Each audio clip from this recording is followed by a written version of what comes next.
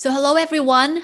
Good to see some familiar faces and good to see some unfamiliar faces too. Thank you so much for coming. This is our fourth in our event of our Women Leaders in Technology series. We have 6 live interview series. And my name is Wei Zheng. I'm Associate Professor of Management in the School of Business. I'm also the Richard R. Rosset Chair in Leadership. And Stephen's Leadership Portal, which has an experimental site in my bag, is a new initiative at the School of Business for us to help people connect to leader stories, cutting edge research, and learning communities. And so we want to provide you with resources and fresh perspectives to tackle various problems you encounter in your work contexts. So today we have Stephanie Rowe with us, but before we get started, I'd like to invite you to join a very short breakout room session so you get to know who else are here in our audience. We have a relatively small audience today. Well, welcome back, everyone. I hope you enjoyed the little chance to get to know some of the other participants just a little bit, so it feels like a community. I wish it's a true setting, but hopefully we replicate some of the opportunities to socialize, to get to know other participants in the same room. So it is my great pleasure now to welcome Stephanie Rowe. Thank you for coming, Stephanie. So Stephanie is currently an entrepreneur in product design and innovation. She worked as a senior executive in larger organizations, such as managing director at Accenture and program executive at TSA. She now advises startups and has her own company that designs educational smart home technology products for children. She also has extensive experience developing hardware and software products, leading large-scale technology implementation programs. She's also a speaker, panelist, podcast guest, and expert judge on topics, including a whole wide range of expertise, including customer service, design thinking, innovation, product design and development, entrepreneurship, business transformation, building ventures, and women in technology. So Stephanie, welcome to our event, and thank you for being willing to share your experience and insights with us. You're on mute. It keeps remuting me. Thank you for telling me that. It's so exciting to be here. Thank you so much for that awesome intro. Listening to that, I'm like, God, maybe I actually do know something. As an entrepreneur on any given day, I feel like I don't know anything. So it's really nice to hear that. So I'm psyched to be here. Wonderful. Thank you. So let's get started. In the first part of our conversation, I'll be asking most of the questions, but feel free for the rest of you, please do type in your questions into the chat box as well, and we'll answer them as they come up. And in the second part of our event, we'll open the mic and anybody can chime in and for a question. So Stephanie, could you tell us how you got interested in technology in the first place?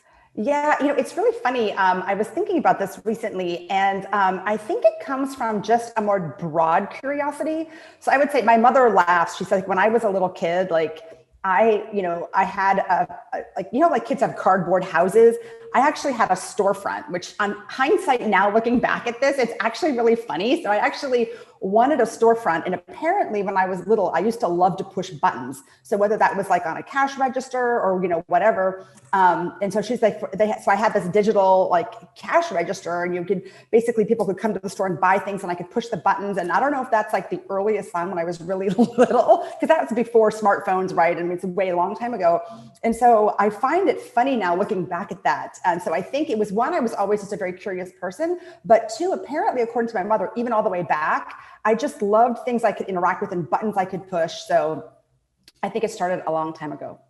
That's really interesting. And so let's continue with your time at TSA, which is an interesting organization that a lot of us has experience with, but we never thought about the organization itself, but we have all had experience with them. So what kind of, maybe could you give us one major project you worked on there, and what made it successful? What were the challenges and that sort of thing? Yeah, I'd be happy to. So just for context, my background, I majored in MIS, the Management Information Systems, coming out of undergrad. And my first job was as a programmer. And so I kind of started, so I'm a tech person kind of from, undergrad all the way through my time at Accenture. And then how I found myself at TSA, which in my wildest dreams, I never thought if people would have said, where are you going to work? I would have never said, oh, I'm going to work at TSA and Homeland Security. It just was not on the list. And so I found myself for a variety of reasons, the head of TSA called me and said, will you come to work at TSA? And so that's how I found myself there. I didn't seek it out. I was at Accenture and I got recruited there for my large scale business transformation leadership skills. And I was asked to run all of their digital identity. So what that means is like identity management, all sorts of background checks. So TSA does like physical pat you down. That's I think how a lot of people think about it, like at the checkpoint.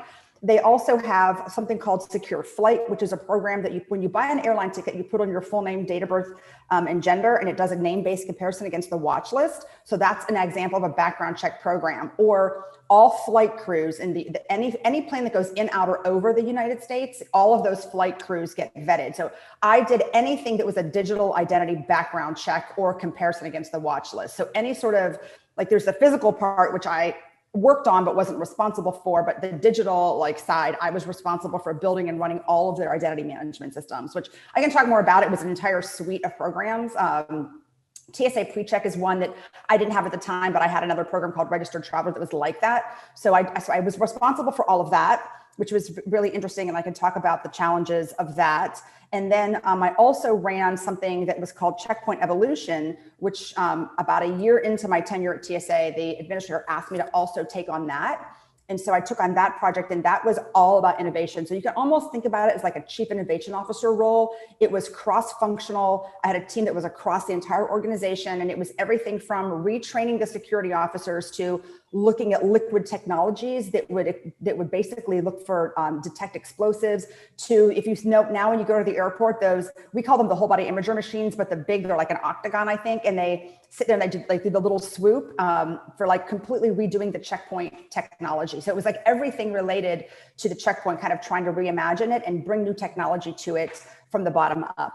So those were the two different programs. And I think what was really interesting for me going into TSA was, I think as many of you know, like TSA has a horrible reputation, right? Like it's like the worst. I'm like not sure, like IRS might be worse, but in terms of places to go and work, like, and I was coming from Accenture, which had a great brand, and I went to one that had a terrible brand, and people were like, have you lost your mind? Like, why are you doing that? But I did it, and I thought of it more as giving back to my country and my skills. And so that's kind of how I thought about it. But what was really interesting is, how do you hire people? So I was responsible for taking over a suite of programs that were basically broken. So they had spent like Secure Flight. It had spent, when I arrived, it had spent $124 million, violated the Privacy Act, and had deployed nothing. So it was a mess.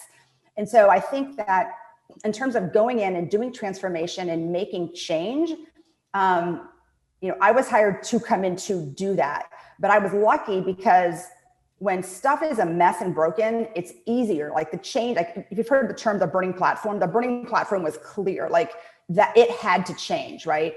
And so I went in and I'm known as a change agent. So that's kind of my reputation. So people were like, uh-oh, there's like a new sheriff in town. And so that made it easier. But talking about like motivating people was, there's so many tools you have to motivate people. And in the government, I couldn't offer them brand because like TSA is a bad brand, right? So it's like, let me just swear, it's a bad brand. And the government doesn't pay a lot. So what do you have? So I think in terms of trying to motivate people, what did I have? I had compelling mission. You are going to be able to, help secure airplanes. And on Secure Flight before the pandemic, it vetted over 2 million people a day. So I was trying to hire a head of Secure Flight. And it's like, I can give you massive scale programs that affect, US citizens and beyond every single day. So, depending upon what you're doing, I think you have to look for what is it that's motivating about that particular thing, because you might not have brand or money. And so just thinking about and when you have a startup, and that's even a whole nother situation, how do you hire and motivate people? But I don't know if I answered your question, but those are the two things I did at TSA, and both interesting for different reasons. Mm-hmm. Well, thank you. It's very helpful to know what specific things or targets or goals that you try to achieve. So in TSA, which is sort of, you mentioned in our prior conversation, sort of like a former military culture. And I assume it's very bureaucratic as well. So how did you make those large scale changes? I assume there must be having some resistance or cross departmental conflicts or overlaps or other sort of things. How did you navigate that? Did you have any of the conflicts or resistance like that? Oh How my did you gosh, navigate around that? yes. It was so painful. Like I came from private sector, right? So I was a private sector person. I wasn't former military, former law enforcement, or even former government. And so going into an organization that is heavily law enforcement and former military was really interesting because in business and private sector where I had come from, your kind of currency was what were your skills? What did you do? And you relied on people to help you bring those skills to the table to get something done. And you had specific goals. Where in law enforcement, if you're running into a building where people are shooting at you, you care more about does that other person have your back?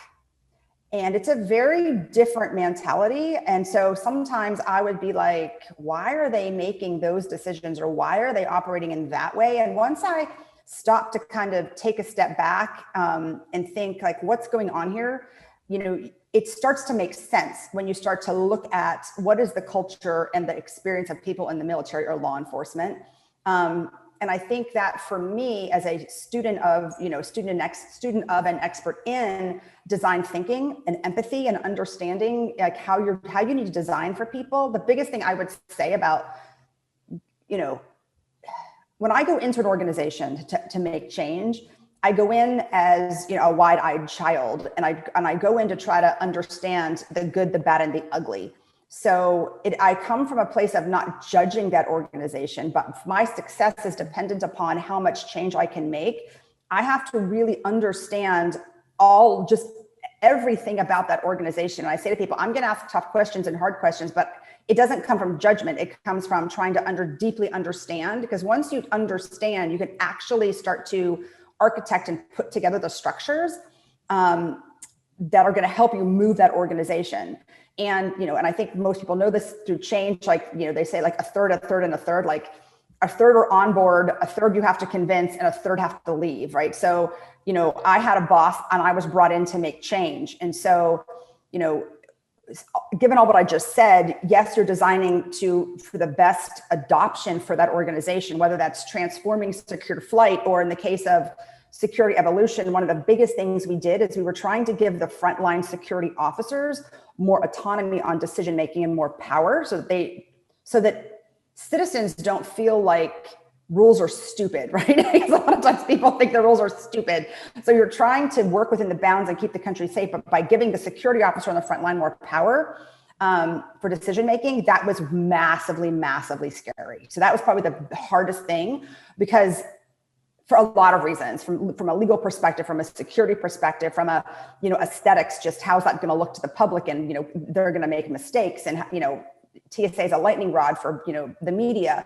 So I think just thinking about, you know, all those things helps you shape how can you get the most adoption, but you also have to understand that sometimes you have to move people out. Like I moved out a lot of people, and you just have to do that. You know, I don't do that. I don't walk in doing that, but I do that after really kind of trying to diagnose and understand what needs to be done. And sometimes, you know, sometimes people are blocked. They just can't make a change. And sometimes it's just wrong skills in the wrong roles, right? I mean, it's just a mismatch. Mm-hmm, mm-hmm. That's very helpful. Thank you. So can we dwell on this point a little bit in terms of understanding new place culture? Let's imagine you're a consultant, and this probably has to do with your current consulting role as well. You need to quickly understand what the clients want and the culture is like, right? The mentalities are. So what about, let's imagine you're walking into Stevens and our university, and what are some questions would you ask? What are some things you would do to help you quickly acclimate to the culture of a new organization like Stevens, let's say? Yeah, I would first start to say like, who's bringing me in and what level, and trying to frame. Well, one thing I always do when I go into a new place is I create what's called a power map, and I literally take the organization and I map it out. I did this when I was at Accenture as well, and I take the entire org chart top to bottom, and I color code it. I color code it with like, it's less about the functions and it's more about the power. So like who has power, you know, who doesn't, who's an influencer, who's been there, you know, longer, newer. And like, I try to map in the leadership boxes kind of all the way down. And then when you're trying to say, okay, what is an organization trying to do? So you want to frame, it may be something like TSA, like the head of TSA brought me in and we were making change there. Well, that doesn't always have to be at the top. It could be something within a division or a unit. So you want to understand like who is asking for this change? Why are they asking for this change? And what does the outcome look like? I think first of all, you're trying to get a picture of where they want to go. And then after that, you want to say, how well equipped are they to get there? So that's, it's generally not like, it's generally like, okay, let's say you're going to implement a new technology. The hard part is generally not the technology implementation. I mean, you can solve technical issues. It's generally the human problem.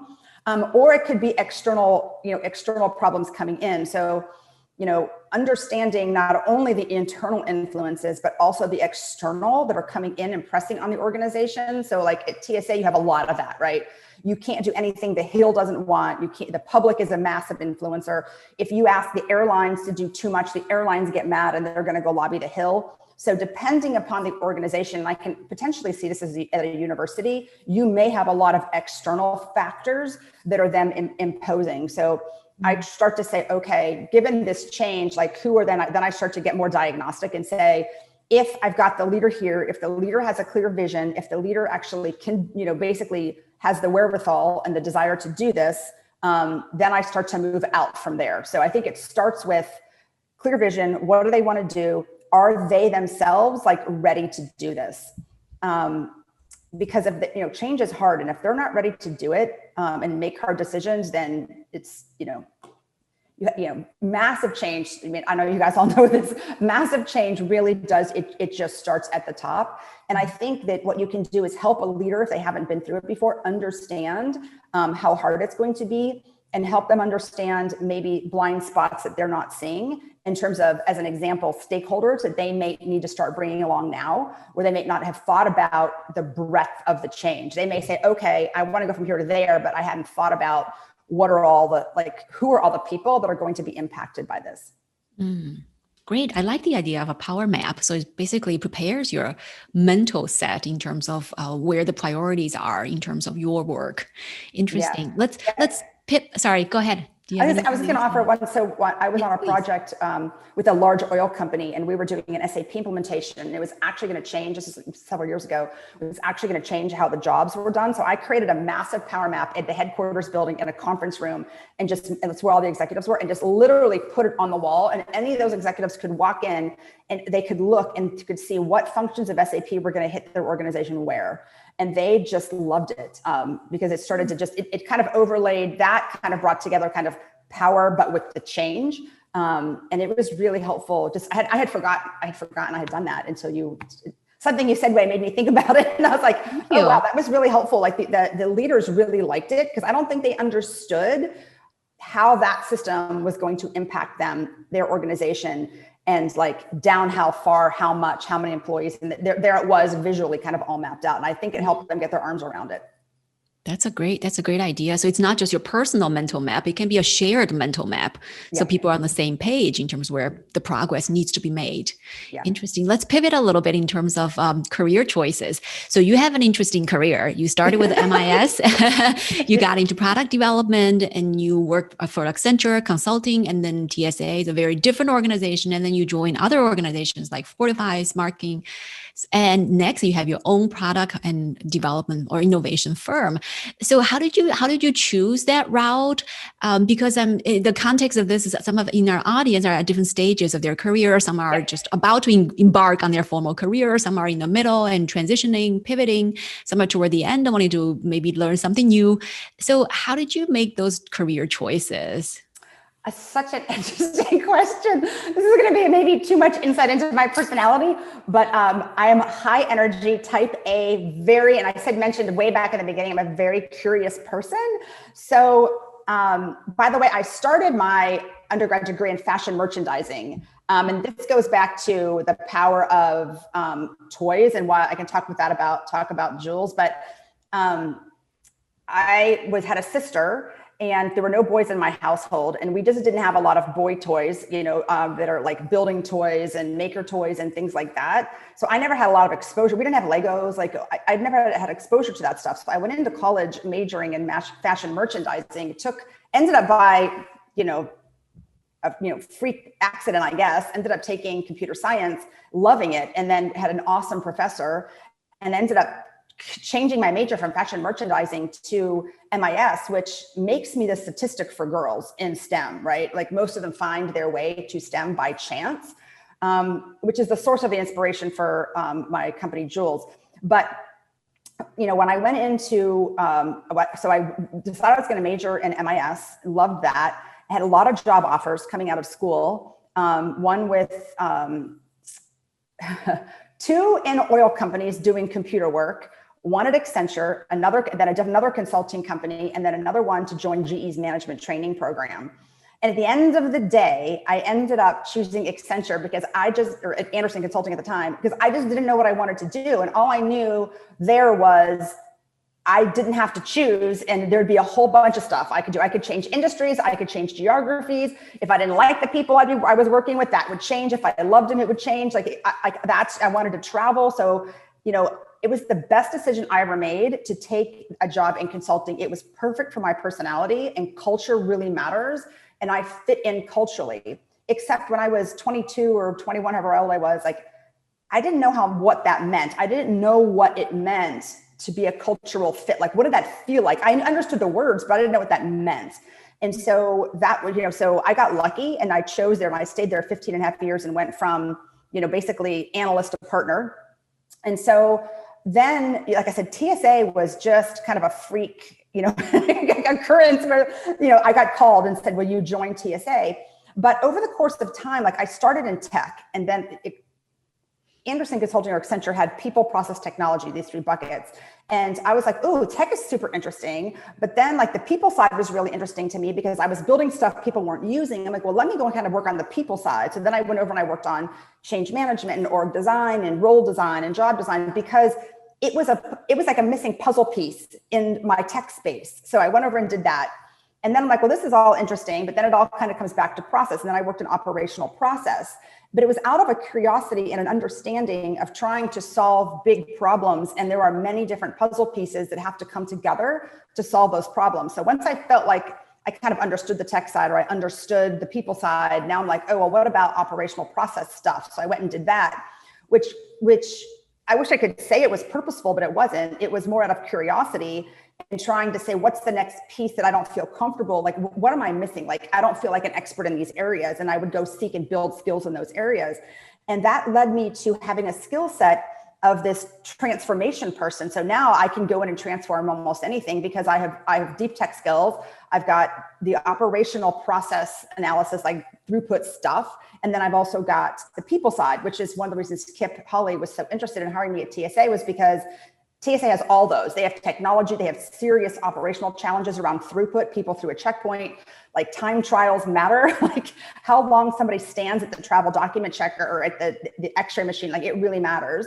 And so then in my time at TSA, of all places, I realized that I was missing the upfront innovation piece. So I was really good at, I always thought of myself as technical, analytical, and that's awesome.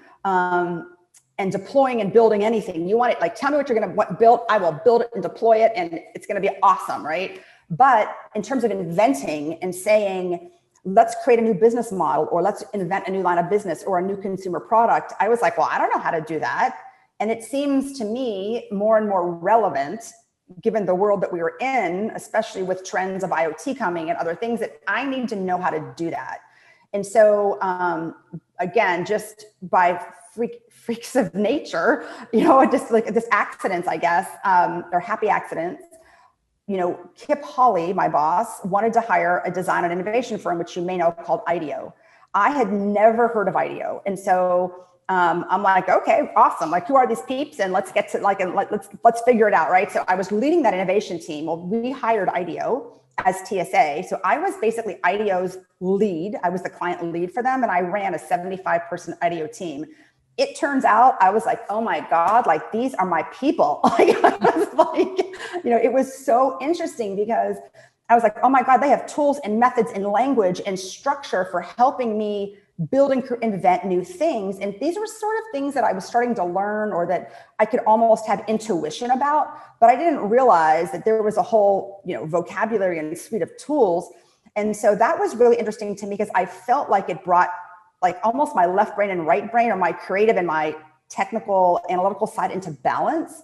And so I led that team at TSA. Then after that, I came out and I decided to start my own consulting company. And I wanted to learn more about this, kind of design innovation space. And so I ended up, IDEO hired me with my consulting company to actually help them operationalize things, because they're really good on the upfront piece, but not so good on the back end piece, right? So we were a good pairing. So I worked, and they hired me as a consultant for like a year. And so that better helped me help them with the back end process. And they helped me learn the upfront process. And what all of that, and I ended up like teaching at the D school and getting to know David Kelly really well. And so what that allowed me to do was build this skill set that's from, like, I'm going to call it start to finish, but like invention of new things all the way through deployment. And I wish I could say that, like, again, it was purposeful, but it was more about almost like, maybe it was more like reaching the end of my knowledge and kind of what I was doing and trying to take the next challenge and realizing that I didn't have certain skills. And I'm coupled with my just curiosity in general. I'm like, oh, I want to go learn that. And I'm very much about, like, I want to work on stuff that's interesting. And so how do I create those opportunities for myself? So I'm generally the person that's like, oh, what's this latest interesting tech or trend? And I go check it out and learn about it. And then that experience is what led me to Jules. But I'll stop there and see if that's helpful. Yes, it is very much. Thank you. So, so let me pursue this line just a little bit. So what helps you in terms of, on the one hand, you're pursuing some new knowledge, some unknown. Was there fear, or maybe you're leveraging both what you already know and just, and plunging into what you haven't known yet? How did you balance that? That's such a good question. So when I came out of TSA, I knew that I wanted to pivot my career in kind of a new direction. And so I'm nothing if not purposeful about like plans. And so I'm like, okay, I'm going to set a rule, and I'm going to spend 50% of my time doing consulting around Homeland Security because I know it really well. And it turns out that's lucrative. People will pay me for that, right? And I'm going to use that time and that money to pivot me to where I want to go. So the other 50% of my time, I'm going to take that money and I'm going to use it to, go to training, to, do all these activities. Or some of that stuff is just, I need to build a network in this space. And it's not so much about, making money or costing money. It's about just time to kind of learn and build your network. So my first, I would say, year and a half to 2 years out of TSA, I was trying to pivot myself in that direction by using my Accenture background and my Homeland Security experience as the core to pivot me to get there. But I wasn't where I wanted to be, but I was on a very tactical step to say, I want to go to this class and I want to do these things. And I'm slowly but surely going to pivot myself there. And then I started taking on more and more work that was more design innovation than Homeland Security. And so now, interesting, some of my clients are a bit of both, right? They have invented new technologies and they're trying to figure out where and how to use it in a Homeland Security space. So that's kind of maybe a meeting of both worlds. Wonderful. So that's very helpful to know. You didn't just plunge in 100%. No. You gradually moved. I gradually moved. Yeah. And I would say my startup was different. And my startup was really scary to me because I was, and because I was doing a tech startup. When you do consulting, that's easier because you can pay yourself and pivot as you go. But when you do a tech startup, unless you're independently wealthy, which I'm not, like, you can't really do that. Like, you have to bootstrap it, or you have to try to, go raise money, which I have done all of those things now. But that was harder and scarier because you aren't going to make any money doing that. Especially, we ended up doing hardware for a long time because the development cycle of hardware is so much longer than software. And so that was scarier. And I can talk about that and being an entrepreneur and advice I would give to entrepreneurs. later if that's, if we want to talk about that. Great. Let's go there. Let's go there now. So you talked about Jules. That's your own technology company where you build products. Actually, you have to sell them, right? In addition to designing and inventing everything. Right. So what are some key lessons learned or key insights you generated in that journey? Yeah. From a personal perspective, So I think if I were giving advice to a new entrepreneur, there's so much out there that tells you how to get started as an entrepreneur, right? Which is awesome. And those resources are super important and they're great. And I leveraged a lot of them in the Cambridge area. I think the one thing that I did really right was to set some parameters around, let me take a step back for a second. I think the one thing that nobody talks about that is really important if you're going to start a company is equally around how do you get started is how do you know when to stop? I can't tell you how many friends I have that, ended up divorced, sold their homes. They basically made themselves financially destitute.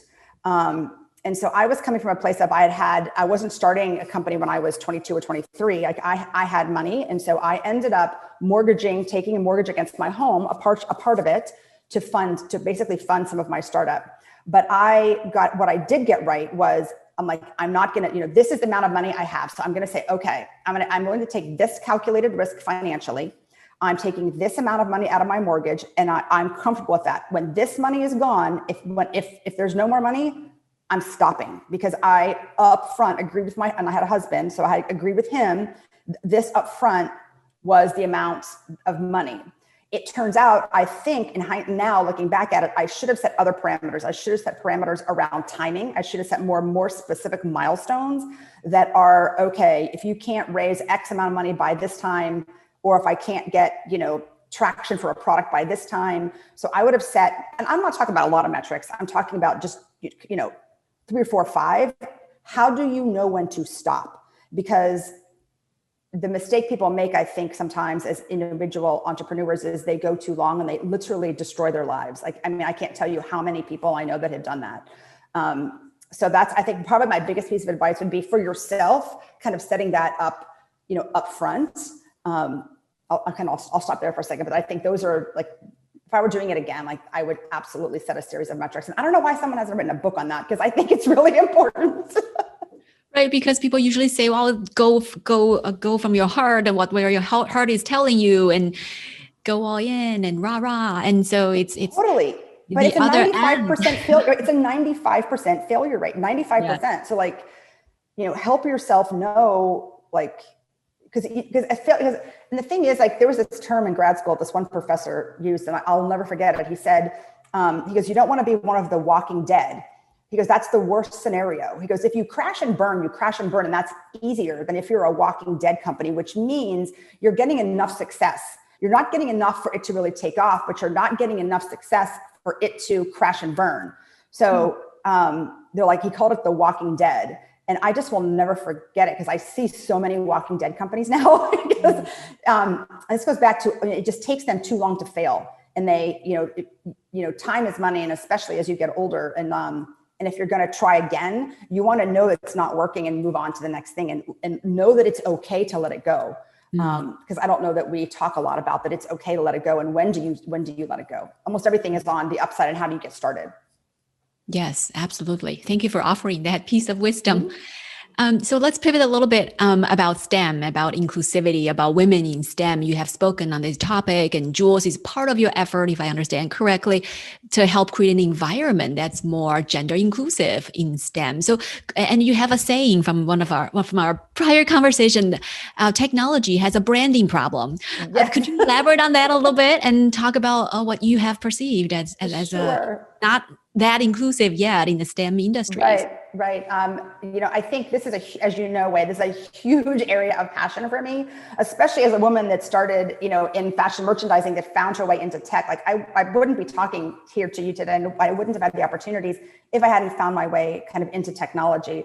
And so I think that, I started when I came out of grad school, I was I want to build a tech company, but I didn't know exactly which one or what it was. So I started my company, Jules, from the place of, I want to solve a problem I care about. And there's many I could work on, but the one I want to work on is the lack of girls and women in STEM.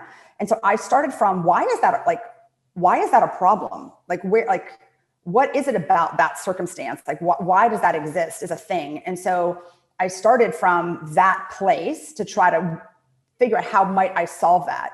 And so the more that I dug into it, I was looking at everything from how do kids develop to, later stage career things. And I kind of peeled it all back to and learned, and I didn't know this because, I was an enterprise software person from Homeland Security, and I'm now working in the space of consumer products for children. So this was not at all my background. And I think a lot of times that's how innovation happens. People come in from the outside because they are not bound by the same barriers that other people that are in the industry have those barriers.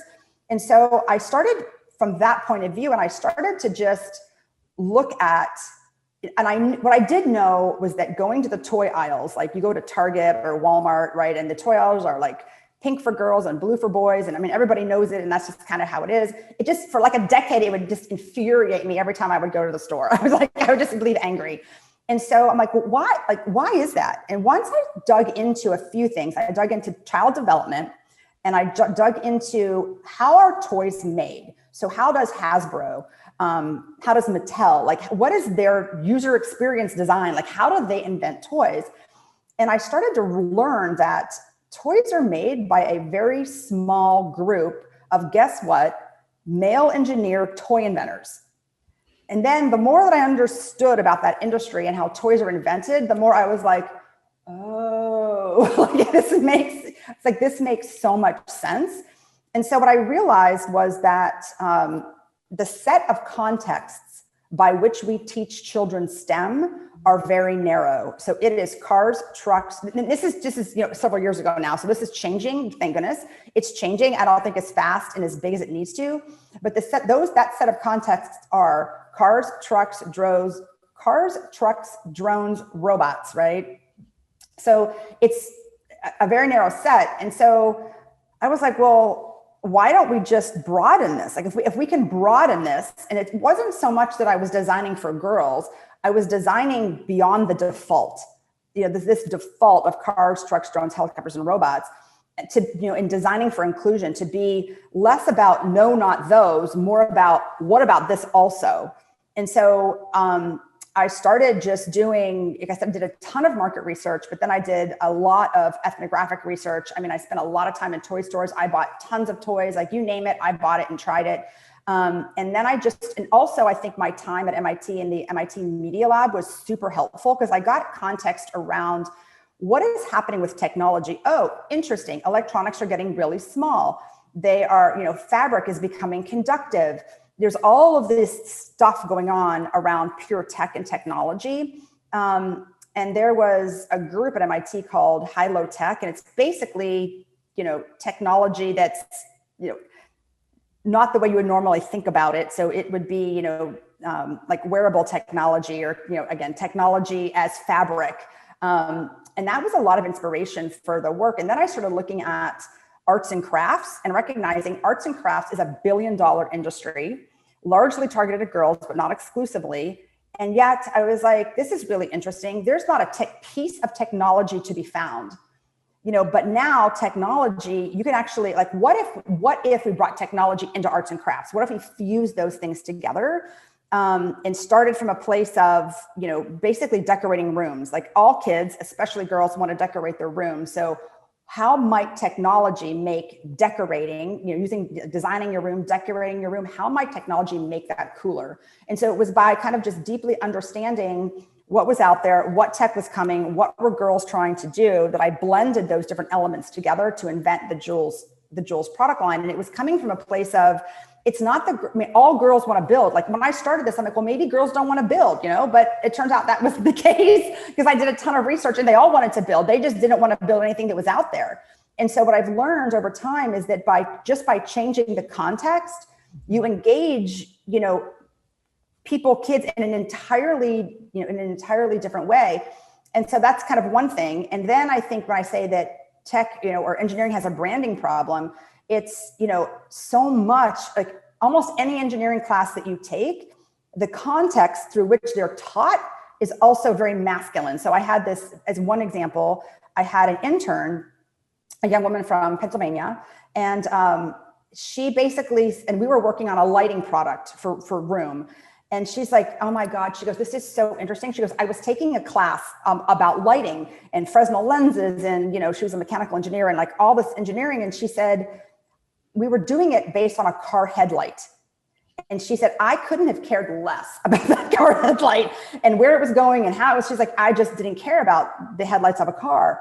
And she's like, if you would have told me that now I need to solve this problem to create light, like diffusing and focusing light patterns in cool ways to add interesting patterns on the wall. She's like, that would have changed my entire perspective on it. She goes, what I've learned now when I go back to school is if I don't like the context or if I'm not inspired by the context through which the engineering is being taught, I can actually change that context. So I would have never thought about that. So there's so much in this whole idea of context and bringing things to people in contexts that are relevant to them. Or in this case, like she mentioned, I would have never occurred to me to teach somebody a different context so they can apply themselves. That's a really critical insight in terms of not just getting girls into STEM, but pushing STEMs or helping people to see how STEMs apply in all kinds of contexts that we haven't tried before, we haven't focused on before. I love that idea. Thank you for sharing it. And so everything is about that brand. And so whether it's Mark Zuckerberg in a hoodie or whether it's there were some experiments done about like computer science clubs at universities. And it was, some of them had very, tech bro-ish kind of advertisements, and other of them took it and said, okay, we're going to think about technology through solving sustainable problems.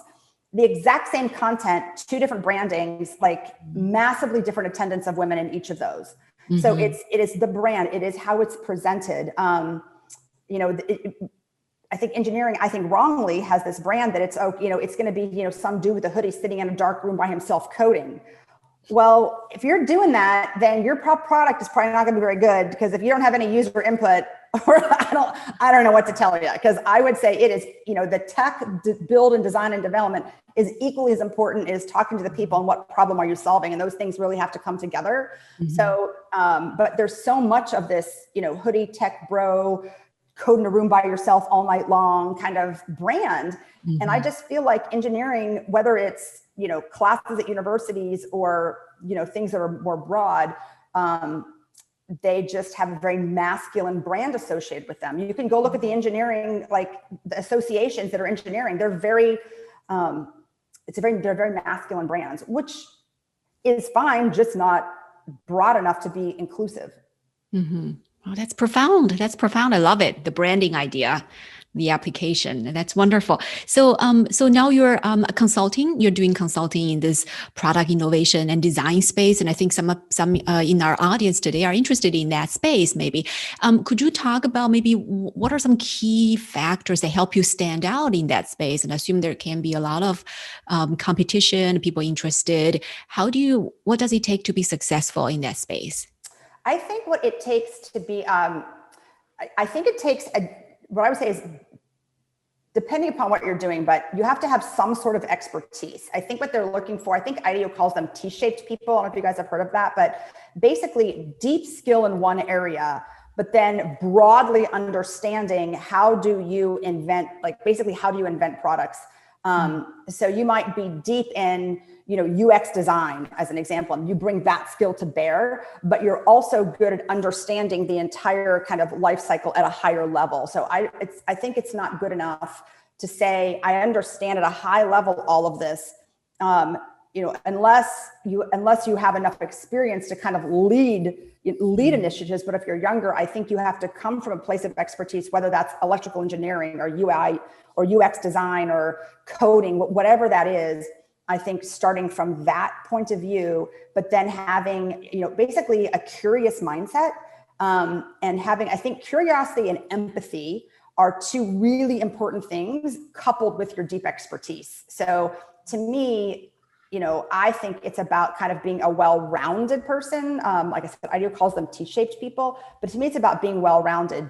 Can you do the creative? And I think this is so important. And I think you probably all know this, but like stuff is changing, the world is changing so fast that you have to have the skills, like, CEOs now, they have to know how to invent new business models because their business model is probably going to turn old very much faster. If you go back 40 years, the life cycle of business models was a lot longer. That life cycle of business models is really a lot shorter. And so when I say business model, I'm really talking about inventing new ways of operating, new product offerings, new service offerings.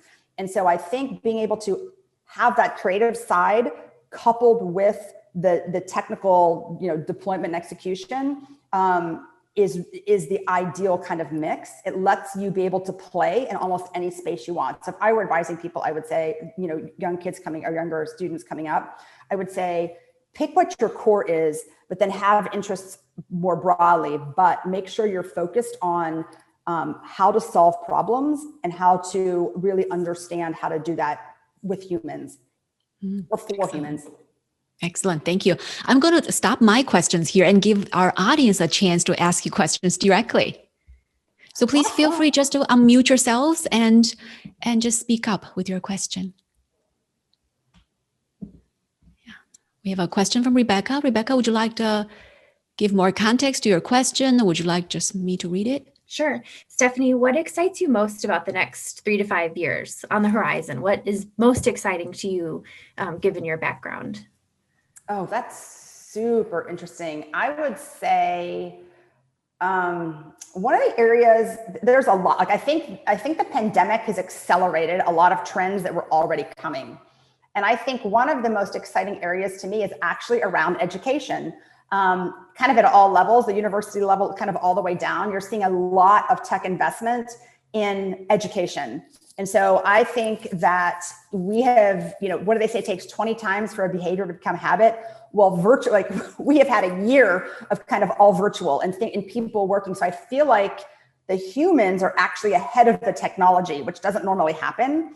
And so normally you have the tech kind of pulling people along. But I think in this case, the people's behavior were kind of like, we're coping with Zoom. And I was looking at Zoom today, like, again, they're releasing new features so fast, all kinds of stuff I hadn't even thought of. Like, you can change your eyebrows. Like, it was like these studios, like, it was so interesting.